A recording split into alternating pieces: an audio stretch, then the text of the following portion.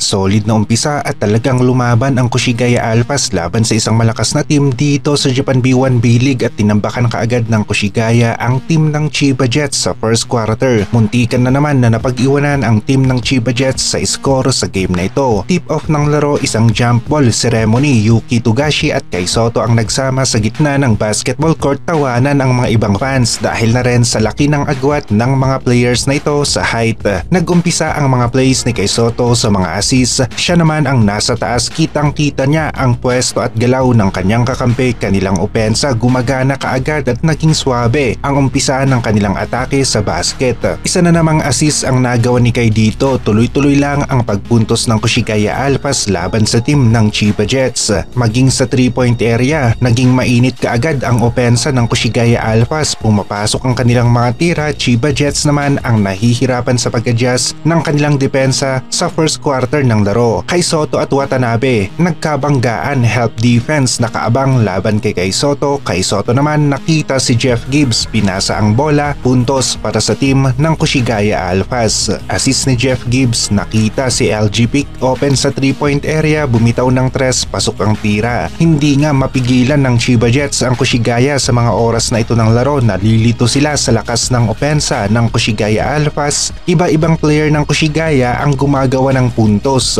Hirap rin ang Chiba Jets sa laki ni Kai Soto, lamang na lamang sa angatan sa loob ng paint, tip in ang nagawa, pasok na naman ang bola sa ring, score. Lamang na lamang ang team ng Kushigaya Alphas sa mga oras na ito ng laro. Team Suarez naman para sa team ng Kushigaya Alphas ang gumawa ng puntos, alley-oop play, kanyang naipasok. Lamang na lamang ang Kushigaya, mas maganda ang larong ipinapakita nila laban sa team ng Chiba Jets. Yuta Watanabe nahihirapan nga rin dito kay Kai Soto, ilang ulit na nakatip in si Kai sa loob ng paint at kanyang mga tira nagawa niyang maipasok. Nangangamoy panalo ang Kushigaya sa first half, lamang na lamang sila laban sa team ng Chiba Jets. Chiba Jets hindi nagpatinag, talagang malakas na malakas pa rin, hindi nagpaiwan sa score laban sa team ng Kushigaya at nagawa nilang makahabol. Team Suarez hindi rin nagpaawat sa game na ito, tuloy-tuloy rin ang pag-atake sa loob ng paint. Magandang pasahan ng Kushigaya Alphas, hindi nawawala, nahahanap nila ang mas magandang tira. Kitang-kita na lumalakas na talaga ang team na ito. Isang magandang laban ang naganap sa pagitan ng dalawang teams na ito. Kushigaya Alphas starting 5 at ilang players mula sa bench, naging mainit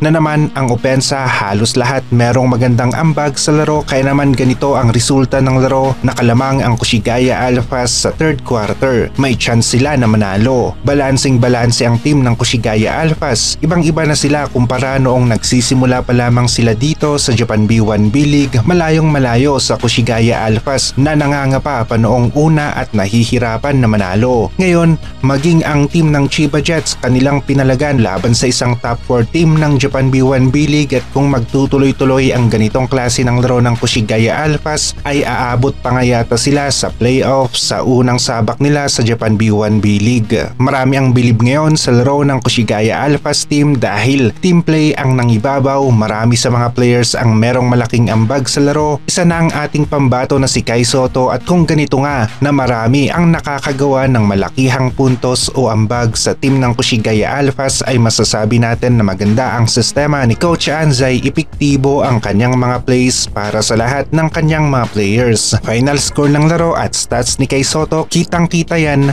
sa ating mga screen.